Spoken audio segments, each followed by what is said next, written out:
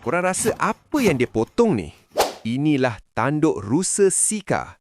Tanduk rusa ni akan dihiris nipis hingga membentuk kepingan kecil yang kemudiannya akan dikeringkan.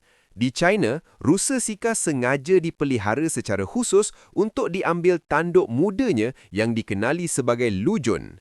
Tanduk ni dipotong ketika masih dalam fasa pertumbuhan apabila teksturnya masih lembut, kaya dengan salu darah dan dipercayai mengandungi banyak nutrisi penting. Selepas dihiris dan dikeringkan, hasilnya menjadi bahan bernilai tinggi yang banyak digunakan dalam perubatan tradisional.